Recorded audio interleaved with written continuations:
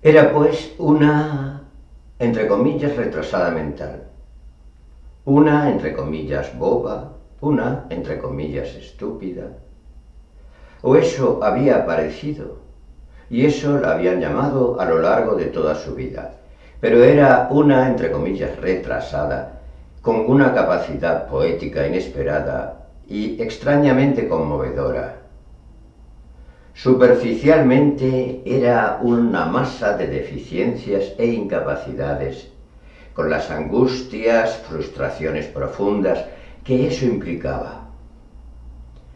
A este nivel era, y ella misma tenía la sensación de serlo, una lisiada mental. Estaba muy por debajo de las habilidades sin esfuerzo, de las capacidades felices de los demás.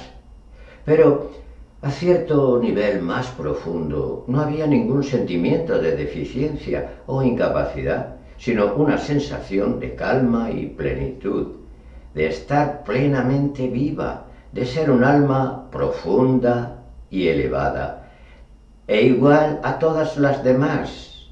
Así pues, intelectualmente, Rebeca se sentía una lisiada. Espiritualmente, se sentía un ser pleno y completo. La primera vez que la vi, torpe, tosca, desbañada, la vi mera o totalmente como una víctima, una criatura rota cuyos trastornos neurológicos yo podía determinar y analizar con precisión. Una multitud de apraxias y agnosias, una masa de defectos, deficiencias sensoriomotrices, limitaciones de conceptos y esquemas intelectuales similares, siguiendo criterios de Piaget, a los de un niño de 8 años. Una pobrecilla, me dije, quizás con un, entre comillas, fragmento de habilidad, un don extraño para el lenguaje, un mero mosaico de funciones corticales superiores, esquemas piagetianos, la mayoría deficientes. La siguiente vez que la vi, era todo muy distinto. No la tenía en una situación de prueba, no estaba, entre comillas, evaluándola en una clínica. Yo paseaba por fuera. Era un maravilloso día de primavera.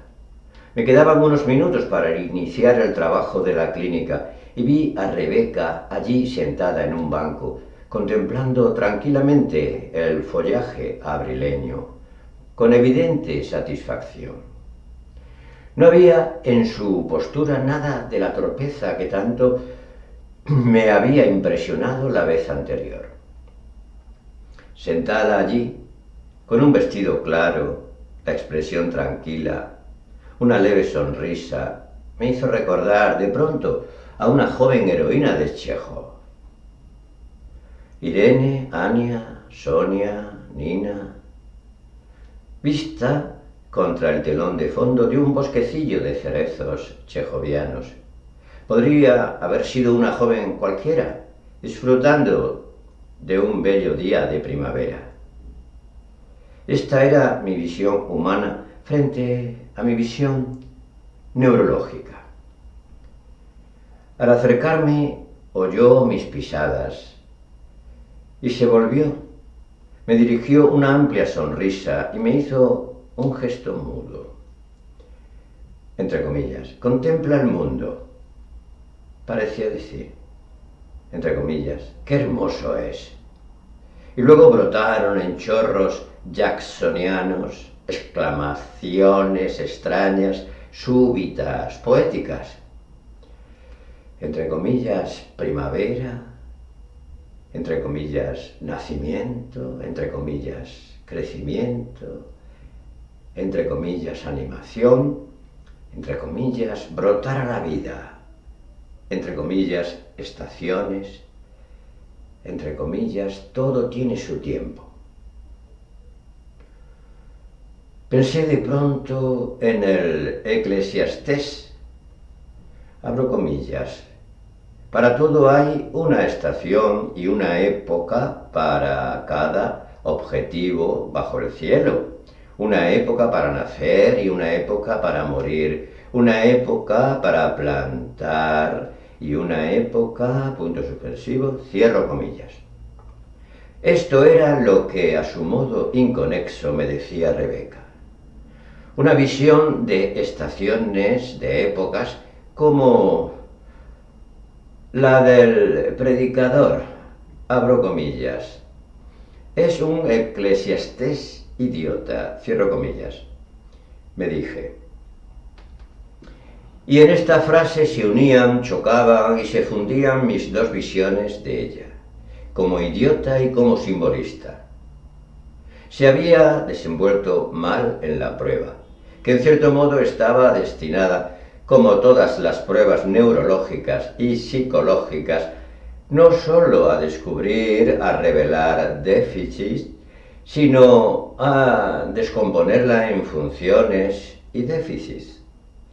Ella se había desmoronado horriblemente en la prueba formal, pero ahora estaba misteriosamente, entre comillas, integrada y equilibrada. ¿Por qué se había desintegrado antes? ¿Cómo podía estar tan integrada ahora? Yo tenía una vigorosísima sensación de dos formas de pensamiento o de organización o de ser totalmente distintas. La primera, esquemática, capaz de ver pautas, de resolver problemas. Esta era la que había sido probada y donde se la había encontrado tan deficiente, tan desastrosamente carente. Pero las pruebas no habían aportado datos más que de los déficits. Nada decían de lo que pudiese estar, digamos, más allá de los déficits.